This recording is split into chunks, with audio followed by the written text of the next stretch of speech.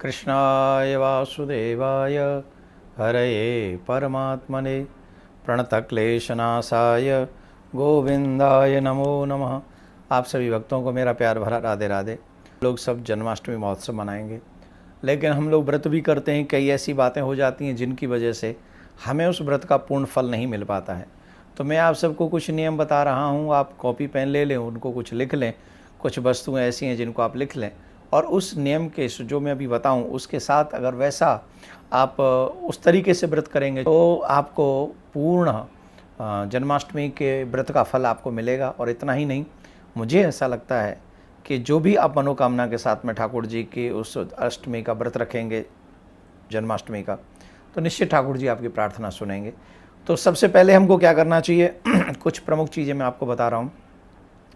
सर्वप्रथम हमें व्रत की पूर्व रात्रि को हमें प्रेम से रहना चाहिए। उपवास की पूर्व रात्रि को ही हमें ब्रह्मचर्य का पालन करना चाहिए और भोजन कम संख्या में करना चाहिए।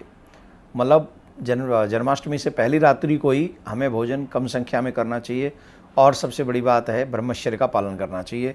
सेकंड वन, ब्रह्म मुहूर्त में उठना चाहिए। अधिक सूर्योदय हो उससे पूर्व हम लोग उठ जाएं और उठकर प्रातः काल हमको स्नान इत्यादि से निवृत्त हो जाना चाहिए। अति शीघ्र स्थिति में, अति शीघ्र में ज़्यादा लेट लतीफ़ ना हो, और लेट लतीफ़ होने का कोई ज़रूरत भी नहीं है। उठें और सबसे पहले स्नान करें और स्नान करने के बाद में हमको सर्वप्रथम पृथ्वी को नमन करना चाहिए। पृथ्वी को नमन करके सूर्य को नमस्कार करना चाहिए, सूर्य को जल चढ़ाना चाहिए और अपने इष्ट को नमन करने के बाद में पूर्वमुखी होकर या उत्तरी मुखी होकर हमको बैठना चाहिए। और उसके बाद एक और कार्य करना चाहिए कि हमको फल, जल और कुश का आसन लेकर एक स्थान पर बैठना चाहिए और फिर हमें संकल्प करना चाहिए कि आज हम जो है व्रत करेंगे, आप हमारे ऊपर कृपा करें, हम इस व्रत को पूर्ण कर सकें, ऐसी हमारे ऊपर दया करें।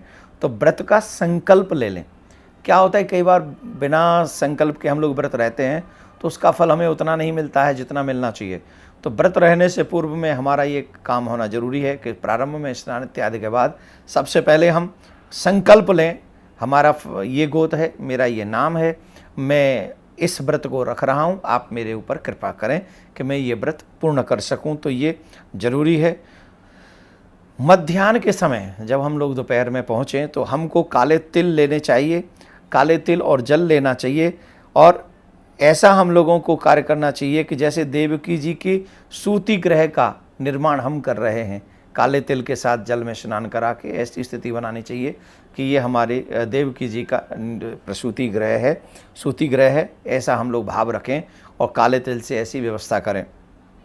तत्पश्चात भगवान श्री कृष्ण की एक मूर्ति चित्र अवश्य रखें। या तो भगवान श्री कृष्ण दुग्ध पान कर रहे हो माँ यशोदा के साथ में, ऐसा छवि रखें, या नारायण के चरण दबा रही हैं लक्ष्मी, ऐसी छवि अपने घर में विराजमान कराएं, ये बहुत ज़रूरी है।